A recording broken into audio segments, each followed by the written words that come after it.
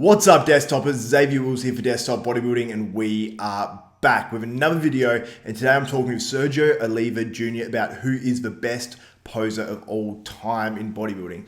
Now, he said at the 2020 Arnold Classic that he thinks Terrence Ruffin is, and he came second in the classic physique division at that same show. We discussed that and if he still thinks that Terrence Ruffin is the best poser of all time.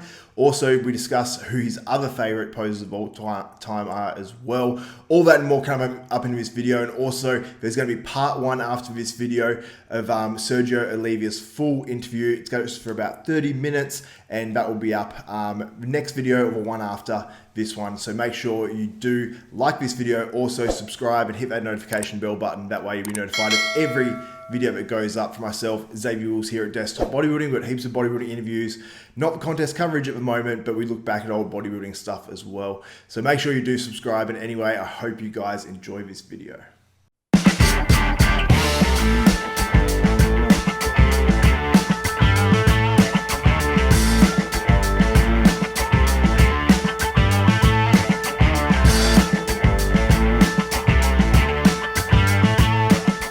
Very cool. Now, you mentioned that, I believe it was in your speech, that you mentioned that Terrence Ruffin, who competed and got second in the classic physique the same weekend at the Arnold Classic, you mentioned, I think you even said that he's the best, you believe he's the best poser of all time, which is a huge statement because we know some of the amazing poses that we've seen over time, you know, through the 70s, 80s, 90s, and even today there's some other good ones as well.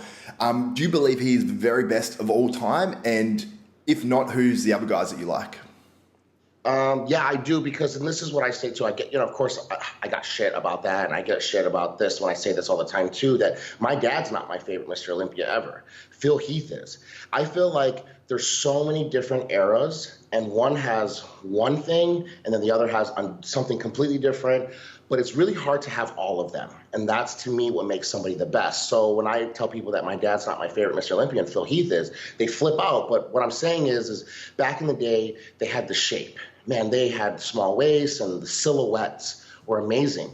But if you turn the lights on, their glutes weren't shredded. They don't have Christmas trees really until later on, like around Samir Bannout days and stuff like that. Just that grainy shreddedness, it didn't exist with my dad's day. Yeah. So to have Phil, who at least the first 3 or 4 years that he won, he had a small waist, he had that silhouette. So if you put a spotlight over him, he would have looked like the old guys. But if you turn on the magnifying glass, which is what we get today that they don't, he had every bit of detail. So Terrence is that same thing. In the back in the day with the posing, they had great transitions, and they were very slow, and they would hit poses very strong, and it was just very adamant. But it wasn't to the music. It was not hitting it to the beat. And I love rhythm, and I think being able to pose fast and then hit a pose really slow and doing stuff like that to a song that maybe we are hearing on the radio, I think is really cool. And that's not what we had back in the day, or you have today, where except for Kai, who's been the only one to really kind of do it where it's kind of like a dancing, that's just not my kind of posing. I don't like the stripper posings, and that's what you get. Well, they're doing it to the beat, they're hitting it to the beat, and they're pop locking, and they're doing stuff like that, but no way in hell am I ever gonna watch something like that and say, I wanna be that one day. I never wanna see someone break dance or put their hands on their hips and pop their butt back into the crowd, and that's gonna motivate me to be a bodybuilder. So having Terrence, someone who's hitting classic poses to the beat, and I don't know, like doing it in a way where it's old school and new school together, I think is very hard. And that's why I said I think he's the best poser of all time, because I can watch his routine and it's entertaining and motivating at the same time. Or sometimes maybe the guys back in the day, like look at Ed Corney, the award is named after Ed Corney. His posing was so great, it was very slow. And it was always to like an orchestra music, and it was like a moving statue, which is amazing. But today, I would love to hear songs that I listen to when I work out and see people pose to that. And I think that's why I said Terrence is one of the best. But if I had to pick like of all time, like I said, I compared him to Mohammad Makkaway, of course, Labrada. I even like Melvin Anthony and Darrem Charles, because they're now on the newer where they're hitting it to the beats, because it's like baseball. So in America, we have baseball stats, and they have this thing where they say it's before or after when the baseball changed. Before baseball got, to monster sluggers, the stats don't really mean the same. But in the newer day, it's a little bit different. So that's the same thing with bodybuilding. You can have certain stats and you can be the best, but it was only because it was kind of easy back then. And it was. There was maybe 10 guys in the world. Like, my dad won a Mr. Olympia. People don't even know. He won a Mr. Olympia uncontested. No one showed up. It was because, I mean, second place, he probably didn't win any money and everyone was afraid of him. But that would never happen today. You would never be able to go into a show and there's just not that many people existing. So comparing old stats with new stats, it's just really hard because we're talking about 50 years difference. But I would say, of course, at Corney, I really like people that pose and make themselves look better than they are. So sometimes giving the illusion that you are bigger, like a Frank Zane. Sometimes is actually even better posing than even me or Terrence hitting beats perfectly when this guy made himself look like he weighed 50 pounds more than what he did. So I think that's a really cool thing to be able to do. But those are my favorites. Those are the people that I study the most. Mohammad Makkaway, I think he has, it's very hard for people to do posing where you'll hit a pose, hit something in between the beat, and then nail it with the next beat. And that's very hard to do. And Muhammad was doing that back in the day where he would just throw his hands out, switch sides, have it come back. Where maybe Ed might be slow, take the whole time, and then he'll hit a pose. So it's just, it depends on what your preference is. I like fast and slow, and that's kind of what I did at the Arnold.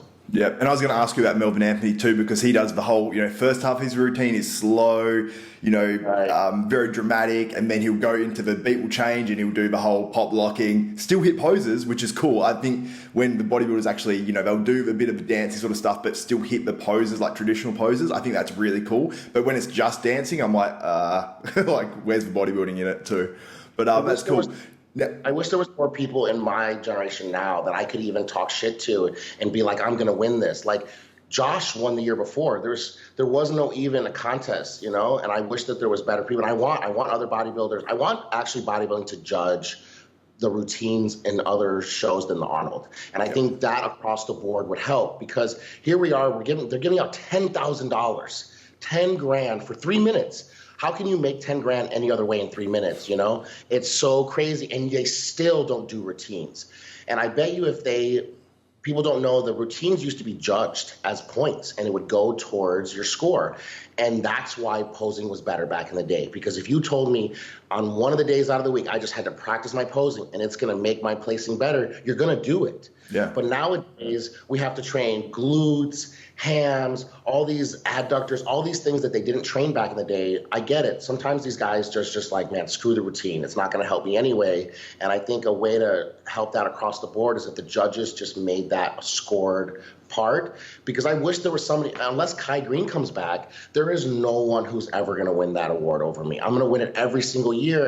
And I said this before I won it. People were like, oh my God, he's so cocky saying he's going to win the award. I literally said, it's not because I'm that good. I wish it was because I was so good. I wish I was like Kai Green and I knew no matter who showed up, I was going to win the best poser award. No, it's because everyone sucks. Everyone's putting no effort into the routine. So you could literally do less than bare minimum and you're going to win 10 grand. It's so easy. Yeah. So I just wish, and I hope maybe some people will watch this and maybe some up and coming open guys will be like, man, you know what? I want to go at that with Serge, So I think that would be cool maybe in the future that I could start a little rivalry with someone. I would love Terrence to go to the Open. That would be really cool, but it's just not going to happen.